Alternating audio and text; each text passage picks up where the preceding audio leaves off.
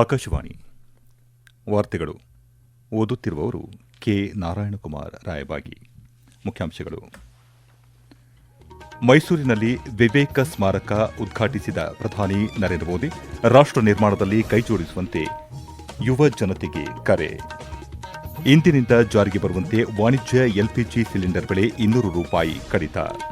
ರಾಜ್ಯಗಳ ತೆರಿಗೆ ಪಾಲಿನ ಹೆಚ್ಚುವರಿ ಕಂತು ಕೇಂದ್ರ ಸರ್ಕಾರದಿಂದ ₹1,09,019 ಕೋಟಿ ಬಿಡುಗಡೆ. ಕಾಮನ್ವೆಲ್ತ್ ಕ್ರೀಡಾಕೂಟ, ಭಾರತಕ್ಕೆ ಬಾಕ್ಸಿಂಗ್ನಲ್ಲಿ 2, ಶಾಟ್ಪುಟ್ನಲ್ಲಿ 1 ಚಿನ್ನ. ತೈಪೆ ಓಪನ್ ಬ್ಯಾಡ್ಮಿಂಟನ್ ಮಹಿಳಾ ವಿಭಾಗದ ಫೈನಲ್ಸ್ ಪ್ರವೇಶಿಸಿದ ಭಾರತದ ತಾನ್ವಿ ಶರ್ಮಾ. ವಾರ್ತೆಗಳ ವಿವರ.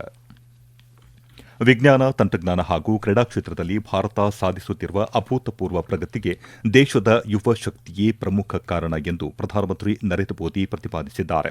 ಸ್ವಚ್ಛತೆ, ಜಲ ಸಂರಕ್ಷಣೆ ಮತ್ತು ನೈಸರ್ಗಿಕ ಸಂಪನ್ಮೂಲಗಳ ರಕ್ಷಣೆಗೆ ಯುವ ಜನರು ಸಕ್ರಿಯವಾಗಿ ಕೊಡುಗೆ ನೀಡಬೇಕು ಹಾಗೂ ಸ್ವಾಮಿ ವಿವೇಕಾನಂದರ ಆಶಯದಂತೆ ದೇಶದ ವಿಕಾಸಕ್ಕೆ ಕೈಜೋಡಿಸಬೇಕು ಎಂದು ಕರೆ ನೀಡಿದರು. ಮೈಸೂರಿನಲ್ಲಿ ಇಂದು ನೂತನವಾಗಿ ನಿರ್ಮಿಸಲಾಗಿರುವ ಸ್ವಾಮಿ ವಿವೇಕಾನಂದ ಸಾಂಸ್ಕೃತಿಕ ಯುವ ಕೇಂದ್ರ ವಿವೇಕ ಸ್ಮಾರಕವನ್ನು ಉದ್ಘಾಟಿಸಿ ಮಾತನಾಡಿದ ಪ್ರಧಾನಿ, ಯುವ ಜನತೆಗೆ ಸರಿಯಾದ ಅವಕಾಶ ಹಾಗೂ ಮಾರ್ಗದರ್ಶನ ದೊರೆತಾಗ ಅವರ ಸಾಮರ್ಥ್ಯವು ದೇಶದ ಪ್ರಗತಿಗೆ ದೊಡ್ಡ ಚಾಲಕ ಶಕ್ತಿಯಾಗುತ್ತದೆ.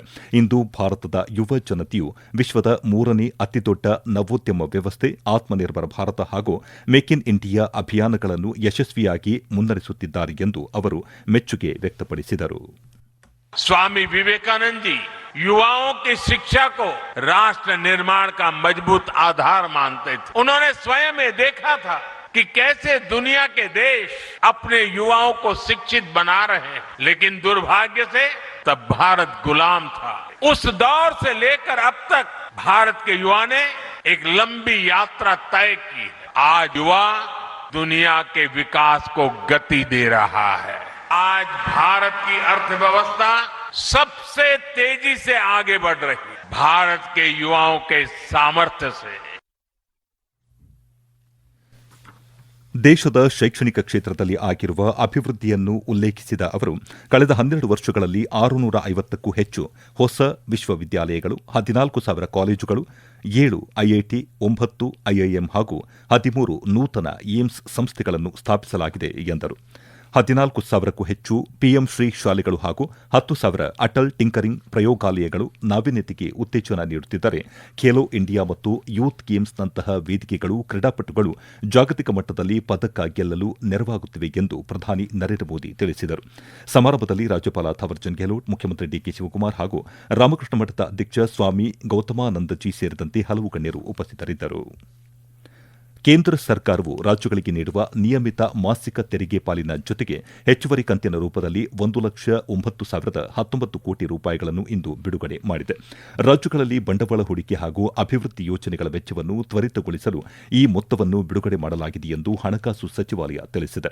ಸಚಿವಾಲಯ ನೀಡಿದ ವಿವರಗಳ ಪ್ರಕಾರ ಉತ್ತರ ಪ್ರದೇಶವು ಅತ್ಯಧಿಕ ಅಂದರೆ ₹19,208 ಕೋಟಿ ಪಡೆದುಕೊಂಡಿದ್ದು, ನಂತರದ ಸ್ಥಾನಗಳಲ್ಲಿ ಬಿಹಾರ $10,845 ಕೋಟಿ ಮತ್ತು ಮಧ್ಯಪ್ರದೇಶ $8,010 ಕೋಟಿ ಇವೆ. ಪಶ್ಚಿಮ ಬಂಗಾಳ $7,866 ಕೋಟಿ ಹಾಗೂ ಮಹಾರಾಷ್ಟ್ರ $7,022 ಕೋಟಿ ಪಡೆದಿವೆ. ಸಣ್ಣ ರಾಜ್ಯಗಳ ಪೈಕಿ ಸಿಕ್ಕಿಂ $365 ಕೋಟಿ, ಗೋವಾ $398 ಕೋಟಿ ಹಾಗೂ ನಾಗಾಲ್ಯಾಂಡ್ $524 ಕೋಟಿ ಸ್ವೀಕರಿಸಿವೆ. ಕರ್ನಾಟಕಕ್ಕೆ $4,504 ಕೋಟಿ ಬಿಡುಗಡೆ ಮಾಡಲಾಗಿದೆ. ರಾಷ್ಟೀಯ ಭದ್ರತಾ ಸಲಹೆಗಾರ ಅಜಿತ್ ದೋವಲ್ ಅವರಿಗೆ ಲೋಕಮಾನ್ಯ ತಿಲಕ್ ರಾಷ್ಟೀಯ ಪ್ರಶಸ್ತಿ 2026 ನೀಡಿ ಗೌರವಿಸಲಾಯಿತು. ಪುಣೆಯಲ್ಲಿ ಇಂದು ಆಯೋಜಿಸಲಾಗಿದ್ದ ಪ್ರಶಸ್ತಿ ಪ್ರದಾನ ಸಮಾರಂಭದಲ್ಲಿ ಲೋಕಮಾನ್ಯ ಬಾಲಗಂಗಾಧರ ತಿಲಕರ 106ನೇ ಪುಣ್ಯಸ್ಮರಣೆಯ ಅಂಗವಾಗಿ ಲೋಕಮಾನ್ಯ ತಿಲಕ್ ಸ್ಮಾರಕ ಟ್ರಸ್ಟ್ ನೀಡುವ ಈ ಪ್ರಶಸ್ತಿಯನ್ನು ಕೇಂದ್ರ ಗೃಹ ಸಚಿವ ಅಮಿತ್ ಶಾ ಅವರು ಅಜಿತ್ ದೋವಲ್ ಅವರಿಗೆ ಪ್ರದಾನ ಮಾಡಿದರು. ಸಮಾರಂಭದಲ್ಲಿ ಮಾತನಾಡಿದ ಸಚಿವ ಅಮಿತ್ ಶಾ, ದೇಶದ ಭದ್ರತೆಯನ್ನು ಬಲಪಡಿಸುವಲ್ಲಿ ಅಜಿತ್ ದೋವಲ್ ಅವರ ಕೊಡುಗೆ ಅಪಾರವಾದುದು ಎಂದರು. ಪ್ರಮುಖ ರಾಷ್ಟೀಯ ಭದ್ರತಾ ನಿರ್ಧಾರಗಳನ್ನು ಯಶಸ್ವಿಯಾಗಿ ಅನುಷ್ಠಾನಗೊಳಿಸುವಲ್ಲಿ ದೋವಲ್ ಅವರ ಪಾತ್ರ ಪ್ರಮುಖವಾಗಿದೆ ಎಂದು ತಿಳಿಸಿದ ಸಚಿವರು, ಈ ಪ್ರಶಸ್ತಿ ಅವರು ದೇಶಕ್ಕೆ ಸಲ್ಲಿಸಿದ ಅಪ್ರತಿಮ ಸೇವೆಯನ್ನು ಗುರುತಿಸಿದೆ ಎಂದರು. ಗೌರವವನ್ನು ಸ್ವೀಕರಿಸಿ ಮಾತನಾಡಿದ ಅಜಿತ್ ದೋವಲ್, ಈ ಪುರಸ್ಕಾರದಿಂದ ತಮ್ಮ ಜವಾಬ್ದಾರಿ ಮತ್ತಷ್ಟು ಹೆಚ್ಚಿದೆ ಎಂದರು. ಈ ವಾರ್ತೆಗಳನ್ನು ಆಕಾಶವಾಣಿಯಿಂದ ಕೇಳುತ್ತಿದ್ದೇವೆ. ನಮ್ಮ ಎಲ್ಲಾ ರಾಷ್ಟ್ರೀಯ ವಾರ್ತೆಗಳು ಹಾಗೂ ಪ್ರದೇಶ ಸಮಾಚಾರ ಈಗ ಆಕಾಶವಾಣಿ ನ್ಯೂಸ್ ಕನ್ನಡ ಯೂಟ್ಯೂಬ್ ಚಾನೆಲ್ನಲ್ಲಿ ಲಭ್ಯ. ನಮ್ಮ ಎಕ್ಸ್ ಖಾತೆ ಮತ್ತು ಇನ್ಸ್ಟಾಗ್ರಾಂ ಖಾತೆ ಆಕಾಶವಾಣಿ ನ್ಯೂಸ್ ಕನ್ನಡ. ಹೆಚ್ಚಿನ ಮಾಹಿತಿಗಾಗಿ ನಮ್ಮ ಫೇಸ್ಬುಕ್ ಖಾತೆ AIR ಕನ್ನಡ ನ್ಯೂಸ್ ಅನುಸರಿಸಿ.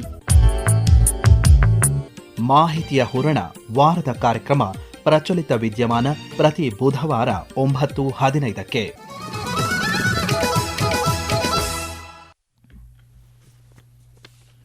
ಪರಸ್ಪರ ಒಪ್ಪಂದ ಮತ್ತು ಮಧ್ಯಸ್ಥಿಕೆಯ ಮೂಲಕ ವಿವಾದ ಬಗೆಹರಿಸಿಕೊಳ್ಳುವ ಪದ್ಧತಿಯು ಭಾರತದ ಸಂಸ್ಕೃತಿ, ವೇದಗಳು, ಕೌಟಿಲ್ಯ ಹಾಗೂ ಮಹಾತ್ಮ ಗಾಂಧೀಜಿಯವರ ತತ್ವಶಾಸ್ತ್ರದಲ್ಲಿ ಆಳವಾಗಿ ಬೇರೂರಿದೆ ಎಂದು ಸುಪ್ರೀಂಕೋರ್ಟ್ ಮುಖ್ಯ ನ್ಯಾಯಮೂರ್ತಿ ಸೂರ್ಯಕಾಂತ್ ಹೇಳಿದ್ದಾರೆ. ಜೈಪುರದಲ್ಲಿ ನಡೆದ ಕಾಮನ್ವೆಲ್ತ್ ಮಧ್ಯಸ್ಥಿಕೆ ಸಮ್ಮೇಳನದಲ್ಲಿ ಮಾತನಾಡಿದ ಅವರು, 2023ರ ಮಧ್ಯಸ್ಥಿಕೆ ಕಾಯ್ದೆ ಜಾರಿಗೆ ಬರುವ ಬಹು ಮುಂಚಿನಿಂದಲೂ ಈ ಪದ್ಧತಿ ಭಾರತದ ಅವಿಭಾಜ್ಯ ಅಂಗವಾಗಿದೆ ಎಂದರು. ಕಿತ್ತಳೆ ಹಣ್ಣಿಗಾಗಿ ಜಗಳವಾಡಿದ ಸಹೋದರಿಯರ ಕಥೆಯನ್ನು ಉದಾಹರಿಸಿದ ಸಿಜೆಐ, ಹಠ ಹಿಡಿಯುವ ಬದಲು ಪರಸ್ಪರ ಅಗತ್ಯಗಳನ್ನು ಅರ್ಥೈಸಿಕೊಳ್ಳುವುದೇ ಮಧ್ಯಸ್ಥಿಕೆಯ ಮೂಲ ಸಾರ ಎಂದರು. ಕೌಟಿಲ್ಯನ ಅರ್ಥಶಾಸ್ತ್ರದಲ್ಲಿ ಸಾಮ ಸಂಧಾನಕ್ಕೆ ನೀಡಿದ ಆದ್ಯತೆ, ಪ್ರಾಚೀನ ಪಂಚಾಯತ್ ವ್ಯವಸ್ಥೆ ಹಾಗೂ ಗಾಂಧೀಜಿಯವರ ಸೌಹಾರ್ದಯುತ ಪರಿಹಾರದ ಹಾದಿಗಳನ್ನು ಸ್ಮರಿಸಿದ ಅವರು, ಪ್ರಸ್ತುತ ಕಾರ್ಯಾಂಗ ಮತ್ತು ನ್ಯಾಯಾಂಗಗಳೆರಡೂ ಮಧ್ಯಸ್ಥಿಕೆ ವ್ಯವಸ್ಥೆಯನ್ನು ಮತ್ತಷ್ಟು ಬಲಪಡಿಸುತ್ತಿವೆ ಎಂದು ತಿಳಿಸಿದರು. ದೇಶದ ಸಮೃದ್ಧ ಕೈಮಗ್ಗ ಪರಂಪರೆಯನ್ನು ಗೌರವಿಸುವ ಸಲುವಾಗಿ ಜವಳಿ ಸಚಿವಾಲಯ ಇದೇ 7ರಂದು ನವದೆಹಲಿಯ ರಾಷ್ಟಪತಿ ಭವನದ ಸಾಂಸ್ಕೃತಿಕ ಕೇಂದ್ರದಲ್ಲಿ 12ನೇ ರಾಷ್ಟೀಯ ಕೈಮಗ್ಗ ದಿನಾಚರಣೆಯನ್ನು ಆಯೋಜಿಸಿದೆ.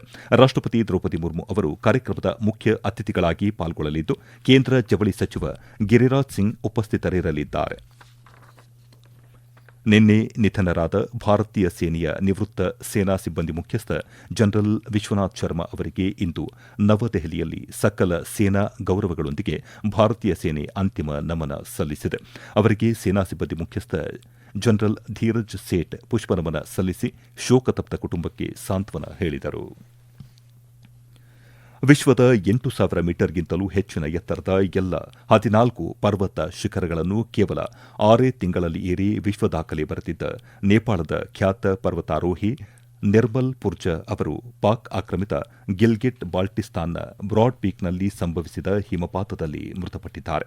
ಕಳೆದ ಗುರುವಾರ ಬ್ರಾಡ್ ಪೀಕ್ ಶಿಖರವನ್ನು ಏರಲು ತೆರಳಿದ್ದ 10 ಜನರ ಪರ್ವತಾರೋಹಿಗಳ ತಂಡದಲ್ಲಿ ಇದ್ದ ಪುರ್ಜಾ ಅವರು ಹಿಮಪಾತಕ್ಕೆ ಸಿಲುಕಿ ಮೃತಪಟ್ಟಿರುವುದಾಗಿ ಅವರ ಸಾಹಸ ಸಂಸ್ಥೆ ಅಲೈಟ್ ಎಕ್ಸ್ಪೆಡ್ ಇಂದು ದೃಢಪಡಿಸಿದೆ.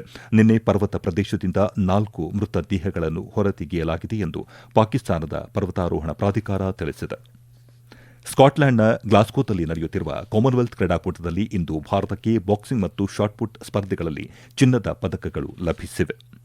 ಬಾಕ್ಸಿಂಗ್ ಸ್ಪರ್ಧೆಯಲ್ಲಿ ಭಾರತದ ಜೈಸ್ಮಿತ್ ಲಂಬೋರಿಯಾ ಮತ್ತು ಪ್ರೀತಿ ಪವಾರ್ ಚಿನ್ನದ ಪದಕ ಗೆದ್ದಿದ್ದಾರೆ. ಮಹಿಳೆಯರ 54 ಕೆಜಿ ವಿಭಾಗದ ಫೈನಲ್ನಲ್ಲಿ ಪ್ರೀತಿ ಪವಾರ್ ಕೆನಡಾದ ಸ್ಕಾಟ್ಲೆಂಡ್ ಡೆಲ್ಗಾಡೋ ವಿರುದ್ಧ 5-0 ಅಂತರದಲ್ಲಿ ಗೆದ್ದು ಸ್ವರ್ಣ ಪದಕ ಗಳಿಸಿಕೊಂಡರೆ, ಮಹಿಳಾ 52 ಕೆಜಿ ವಿಭಾಗದ ಫೈನಲ್ನಲ್ಲಿ ವಿಶ್ವ ಚಾಂಪಿಯನ್ ಜೈಸ್ಮಿನ್ ಉತ್ತರ ಐರ್ಲೆಂಡ್ನ ಮೈಕೆಲಾ ವಾಲ್ಶ್ ವಿರುದ್ಧ ಜಯ ಗಳಿಸಿದರು. ಇನ್ನು ಪುರುಷರ ಶಾಟ್ಪುಟ್ F14 57 ಪ್ಯಾರಾ ಅಥ್ಲೆಟಿಕ್ಸ್ ಸ್ಪರ್ಧೆಯಲ್ಲಿ ಭಾರತದ ಸೋನಂ ರಾಣಾ 13.40 ಮೀಟರ್ ದೂರ ಎಸೆಯುವ ಮೂಲಕ ಚಿನ್ನದ ಪದಕ ತಮ್ಮದಾಗಿಸಿಕೊಂಡರು. ಇದೇ ಸ್ಪರ್ಧೆಯಲ್ಲಿ ಶುಭಂ ಜುಯಾಲ್ ದ್ವಿತೀಯ ಸ್ಥಾನ ಪಡೆದು ರಜತ ಪದಕ ಜಯಿಸಿದರು. ಟ್ರಿಪಲ್ ಜಂಪ್ ಸ್ಪರ್ಧೆಯಲ್ಲಿ ಪ್ರವೀಣ್ ಚಿತ್ರವೇಲ್ ಬೆಳ್ಳಿ ಹಾಗೂ ಸೆಲ್ವ ಪ್ರಭು ಕಂಚಿನ ಪದಕ ಗೆದ್ದರು. ಈ ಮೂಲಕ ಭಾರತ ಪ್ರಸ್ತುತ 8 ಚಿನ್ನ, 15 ಬೆಳ್ಳಿ, 7 ಕಂಚಿನ ಪದಕಗಳೊಂದಿಗೆ ಪದಕ ಪಟ್ಟಿಯಲ್ಲಿ 6ನೇ ಸ್ಥಾನದಲ್ಲಿ ಇದೆ. ಪದಕ ವಿಜೇತ ಕ್ರೀಡಾಪಟುಗಳಿಗೆ ರಾಷ್ಟಪತಿ, ಉಪರಾಷ್ಟಪತಿ, ಕೇಂದ್ರ ಸಚಿವರು ಸೇರಿದಂತೆ ಹಲವು ಗಣ್ಯರು ಅಭಿನಂದನೆ ಸಲ್ಲಿಸಿದ್ದಾರೆ. ತೈವಾನ್ನಲ್ಲಿ ನಡೆಯುತ್ತಿರುವ ತೈಪೆ ಓಪನ್ ಬ್ಯಾಡ್ಮಿಂಟನ್ ಟೂರ್ನಿಯ ಮಹಿಳಾ ಸಿಂಗಲ್ಸ್ ವಿಭಾಗದಲ್ಲಿ ಭಾರತದ ತಾನ್ವಿ ಶರ್ಮಾ ಫೈನಲ್ಸ್ ಪ್ರವೇಶಿಸಿದ್ದಾರೆ. ಇಂದು ನಡೆದ ಸೆಮಿಫೈನಲ್ ಪಂದ್ಯದಲ್ಲಿ ತಾನ್ವಿ ಚೀನಾ ತೈಪೆಯ 5ನೇ ಶ್ರೇಯಾಂಕಿತ ಹುವಾಂಗ್ ಯು ಸುನ್ ವಿರುದ್ಧ 21-17, 21-11 ನೇರ ಸೆಟ್ಗಳ ಅಂತರದಲ್ಲಿ ಗೆಲುವು ದಾಖಲಿಸಿದರು. ಮತ್ತೊಂದು ಸೆಮಿಫೈನಲ್ನಲ್ಲಿ ಭಾರತದ ಉನ್ನತಿ ಹೂಡ ವಿಯೆಟ್ನಾಂ ಪ್ರತಿಸ್ಪರ್ಧಿ ಟಿಎಲ್ ಎಂಗುಯೆನ್ ವಿರುದ್ಧ ಪರಾಭವಗೊಂಡಿದ್ದಾರೆ. ಕೊನೆಯಲ್ಲಿ ಮತ್ತೊಮ್ಮೆ ಮುಖ್ಯಾಂಶಗಳು. ಮೈಸೂರಿನಲ್ಲಿ ವಿವೇಕ ಸ್ಮಾರಕ ಉದ್ಘಾಟಿಸಿದ ಪ್ರಧಾನಿ ನರೇಂದ್ರ ಮೋದಿ, ರಾಷ್ಟ ನಿರ್ಮಾಣದಲ್ಲಿ ಕೈಜೋಡಿಸುವಂತೆ ಯುವ ಜನತೆಗೆ ಕರೆ. ಇಂದಿನಿಂದ ಜಾರಿಗೆ ಬರುವಂತೆ ವಾಣಿಜ್ಯ ಎಲ್ಪಿಜಿ ಸಿಲಿಂಡರ್ ಬೆಲೆ ₹200 ಕಡಿತ. ರಾಜ್ಯಗಳ ತೆರಿಗೆ ಪಾಲಿನ ಹೆಚ್ಚುವರಿ ಕಂತು ಕೇಂದ್ರ ಸರ್ಕಾರದಿಂದ ₹1,09,019 ಕೋಟಿ ಬಿಡುಗಡೆ. ಕಾಮನ್ವೆಲ್ತ್ ಕ್ರೀಡಾಕೂಟ, ಭಾರತಕ್ಕೆ ಬಾಕ್ಸಿಂಗ್ನಲ್ಲಿ 2, ಶಾಟ್ಪುಟ್ನಲ್ಲಿ 1 ಚಿನ್ನ ಮತ್ತು ತೈಪೆ ಓಪನ್ ಬ್ಯಾಡ್ಮಿಂಟನ್ ಮಹಿಳಾ ವಿಭಾಗದ ಫೈನಲ್ಸ್ ಪ್ರವೇಶಿಸಿದ ಭಾರತದ ತಾನ್ವಿ ಶರ್ಮಾ. ಇಲ್ಲಿಗೆ ವಾರ್ತಾ ಪ್ರಸಾರ ಮುಕ್ತಾಯವಾಯಿತು. ನಮ್ಮ ಮುಂದಿನ ವಾರ್ತಾ ಪ್ರಸಾರ ನಾಳೆ ಬೆಳಗ್ಗೆ 7:05 ನಿಮಿಷಕ್ಕೆ.